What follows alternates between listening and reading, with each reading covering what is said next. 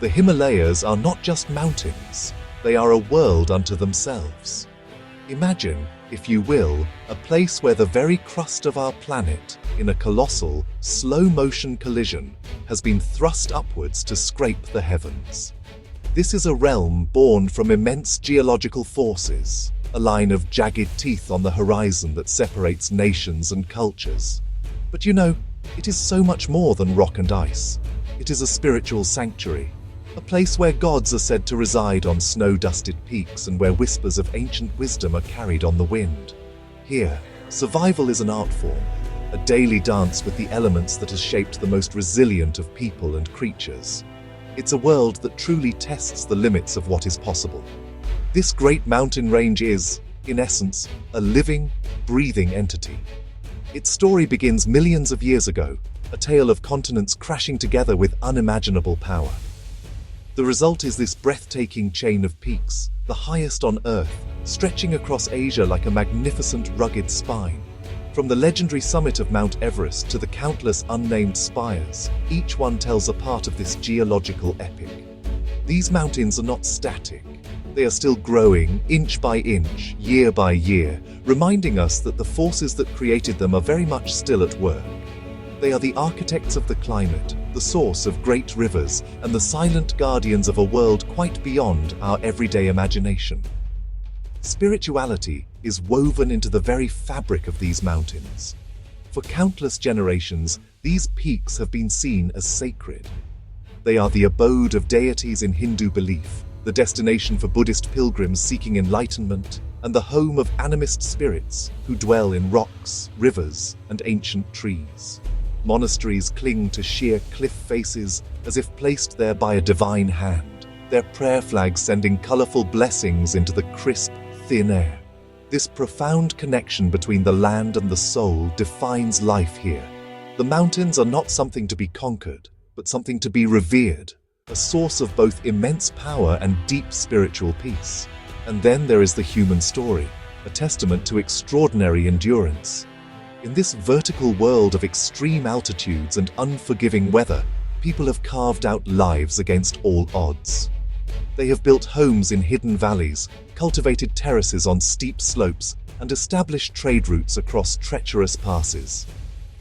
It is a life of profound simplicity and immense challenge, where community and tradition are the anchors that hold everything together. The story of the Himalayas is, therefore, a triple helix. The raw power of geology, the deep resonance of faith, and the remarkable, unyielding spirit of human survival, all twisted together to create a place of unparalleled wonder. The geography of the Himalayas creates pockets of deep isolation, cradling life in extraordinary ways. Immense valleys, carved over millennia by powerful glaciers and roaring rivers, act as natural fortresses. These secluded worlds have allowed unique cultures and ways of life to blossom, almost entirely cut off from the outside. Villages here are not just collections of houses, they are tight-knit communities, bound together by shared hardship and a deep ancestral connection to their specific corner of the mountains. Reaching them often requires days, sometimes even weeks, of arduous trekking over high passes, making each valley a kingdom in its own right, with its own dialect, customs, and rhythms. This isolation is both a challenge and a blessing, preserving a heritage that has been lost elsewhere. The glaciers, those slow-moving rivers of ice, are the lifeblood of this high-altitude world. They are colossal, dynamic sculptures of frozen water, grinding down mountainsides and feeding the great rivers of Asia. For the people who live in their shadow, they are both sacred and essential. The seasonal meltwater irrigates the terraced fields of barley and potatoes, making agriculture possible in an otherwise barren landscape. Yet, these glaciers are also a reminder of nature's immense power and fragility. They are changing, receding in a warming world, and their retreat poses a profound threat to the delicate balance of survival that has been maintained here for centuries. Their turquoise crevasses and seracs hold stories of geological time, a deep history written in ice.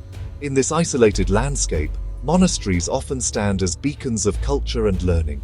The wonderful Tengboche Monastery in the Khumbu region of Nepal is a perfect example. Perched on a ridge with a simply breathtaking panoramic view of Everest and its surrounding peaks, it is a spiritual heart for the Sherpa community. It's more than a place of worship. It's a library, a school, and a community center. For centuries, such monasteries have been the keepers of ancient texts, traditional arts, and profound philosophical knowledge. Their existence in such remote locations speaks to the deep human need for faith and contemplation, even in, or perhaps especially in, the harshest of environments. They are sanctuaries of peace amidst the raw power of nature. The villages themselves are marvels of adaptation.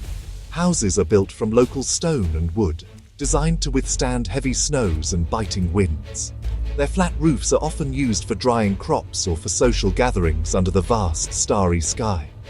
Life moves with the seasons.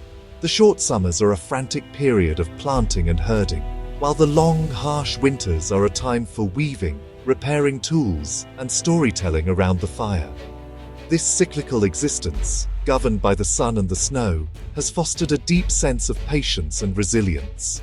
It's a life lived in close harmony with the land, a partnership born out of necessity, and a profound unspoken respect for the formidable environment. Adapting to life in the Himalayas is a masterclass in resilience, a challenge that confronts every living thing, from the smallest flower to the most seasoned mountaineer. The primary obstacle is, of course, the altitude.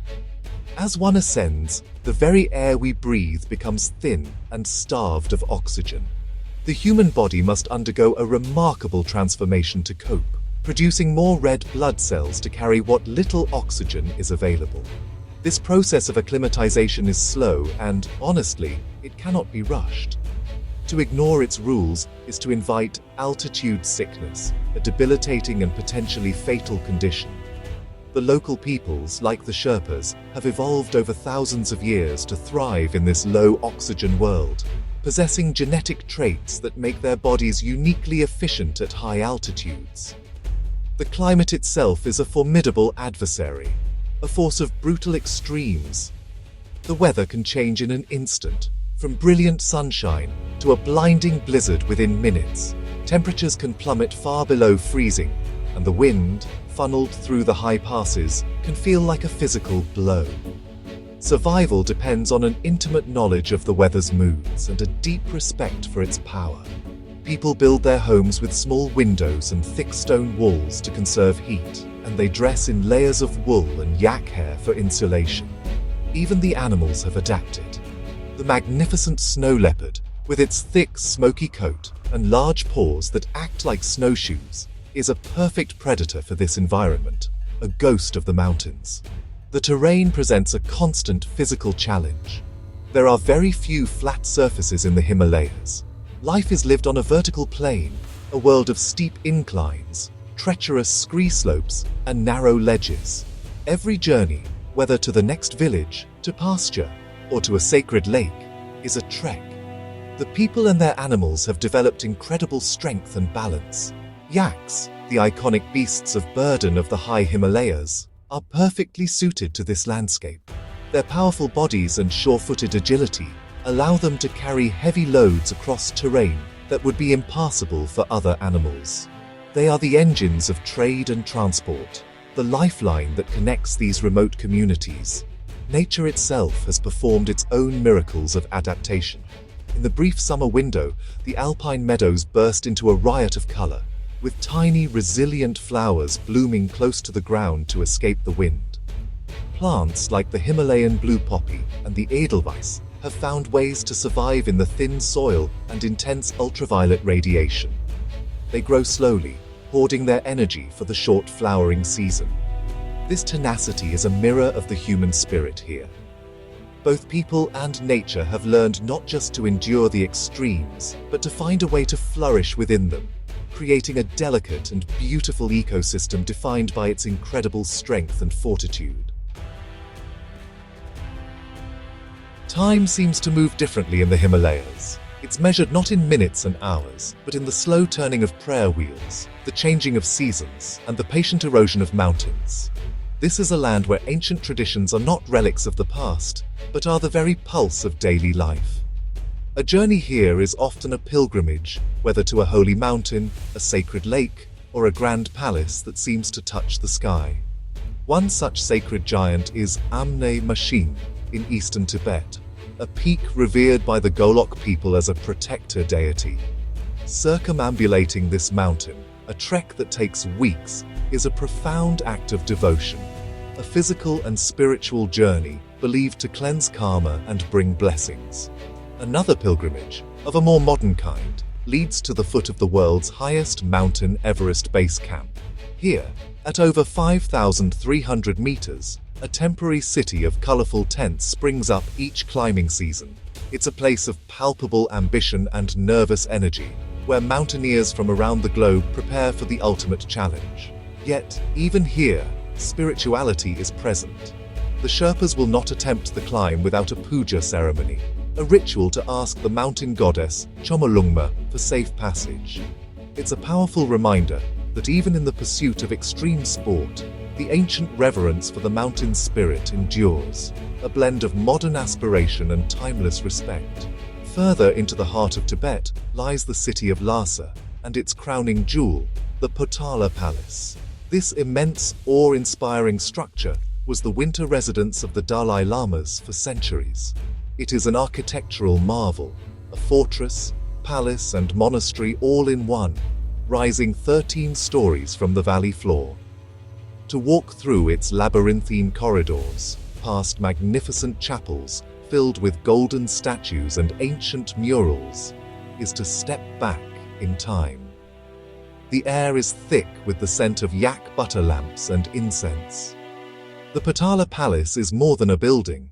It is a symbol of Tibetan identity and a vast repository of its culture, art, and profound spiritual heritage. Not all sacred sites are mountains or buildings. Yamdrok Lake, one of Tibet's great holy lakes, is a breathtaking expanse of turquoise water surrounded by snow-capped peaks. According to legend, the lake is the life spirit of Tibet, and if it ever dries, the nation will no longer be habitable. Its winding, scorpion-like shape is considered deeply auspicious. Pilgrims travel for days to walk its perimeter, chanting mantras and making offerings. The dazzling color of the water against the stark brown hills and white peaks is a sight of almost supernatural beauty. It is a place that feels profoundly peaceful and powerful, a testament to how nature itself can be the most magnificent of cathedrals. The Himalayas are scattered with the ghosts of lost kingdoms and the whispers of mysterious traditions, echoes of a past that still shapes the present. High in the arid landscapes of western Tibet lie the ruins of the Guj kingdom. This once thriving civilization flourished for over 700 years, a center of commerce and Buddhist scholarship, before it mysteriously vanished in the 17th century. Exploring its crumbling citadels and monasteries, set within a canyon of eroded earth, is an eerie and fascinating experience. The surviving murals within its temples are breathtakingly beautiful, telling stories of a sophisticated society that simply disappeared, leaving behind only questions and the haunting beauty of its remains. Another kingdom, which has only recently opened its doors to the outside world, is the fabled Upper Mustang in Nepal. This is a high-altitude desert, a landscape of wind-sculpted cliffs and barren, colorful hills. For centuries, it was an independent kingdom with its own monarch, its culture and language more Tibetan than Nepali. To travel here is to enter a living museum. Walled villages, ancient monasteries, and mysterious sky caves, man-made caverns dug high into the cliff faces, whose purpose is still debated by archaeologists, dot the landscape. It is a world preserved by its remoteness, where the rhythm of life has remained largely unchanged for centuries. In the foothills of central Nepal, a tradition of immense bravery and great peril continues, the harvesting of mad honey. Twice a year, courageous men from the Gurung community scale sheer cliff faces using little more than handmade rope ladders and long bamboo poles. They are enveloped in swarms of giant Himalayan honeybees, the largest in the world, as they attempt to pry the huge honeycombs from the rock. The honey itself is special. It contains a natural neurotoxin that, in small doses, can have hallucinogenic properties. This ancient practice is a ritual, a rite of passage, and a vital source of income, showcasing a truly incredible relationship between humans and a formidable natural world. The great mountain K2, the second highest peak on Earth, holds its own forbidding mystique. Located on the border of Pakistan and China, it is known as the Savage Mountain, for good reason. Its technical difficulty and unpredictable weather make it far deadlier than Everest. It is not revered as a deity in the same way as other peaks. Rather, it is respected as a pure, brutal challenge of nature. Its steep, pyramidal shape and remote location have made it the ultimate prize for elite mountaineers. The stories of K2 are tales of extreme endurance, tragedy, and the relentless human desire to stand on the world's most difficult summits, a raw intersection of human ambition and nature's unforgiving power. The Himalayas are a place where beauty and danger are inseparable partners. The same pristine snow that blankets a peak in ethereal light can become a deadly avalanche in a heartbeat. The same glacier that carves a majestic valley can hide treacherous crevasses deep enough to swallow a house. To live here, or even to visit, is to accept this duality. To understand that the sublime beauty is forged in a crucible of immense power and risk. This constant negotiation with the edge of what is possible is what pushes human limits and defines the character of the region. It builds a resilience that is as monumental as the mountains themselves, a strength born from living alongside such untamable majesty. This is a world where history is not confined to books. It is lived and breathed every day. In the remote villages of Upper Mustang, the traditions of the old Tibetan kingdoms continue. In the Khumbu Valley, the spiritual practices of the Sherpas, centered around their monasteries and sacred peaks, remain the bedrock of the community. These traditions have survived not in spite of the harsh environment, but because of it. The isolation has acted as a protective shield, allowing these ancient cultures to maintain their integrity and wisdom, passed down from one generation to the next through stories, rituals, and a shared way of life. It's a powerful testament to the endurance of culture in the face of modernity. The sheer force of nature in the Himalayas means that large swathes of it remain almost completely untouched by human hands. There are peaks that have never been climbed, valleys that have rarely been explored, and ecosystems that exist in a state of pristine wilderness. This is one of the planet's last great wild places, a sanctuary for elusive creatures like the snow leopard and the red panda. The scale is simply too vast, the terrain too difficult for humanity to have tamed it. This raw, untamed quality is a vital part of its magic. It reminds us that there are still places on Earth that command our humility and respect, places that will always belong more to nature than to us. Ultimately, the Himalayas remain a realm of profound mystery and enduring wonder. They are a reflection of the strength inherent in both the natural world and the human spirit. From the geological drama of their creation to the spiritual serenity of a mountain monastery, they tell a story of power, faith, and survival. They show us that in the face of extreme adversity, life finds a way not just to persist, but to create beauty, meaning, and deep wisdom. The Himalayas are more than a destination.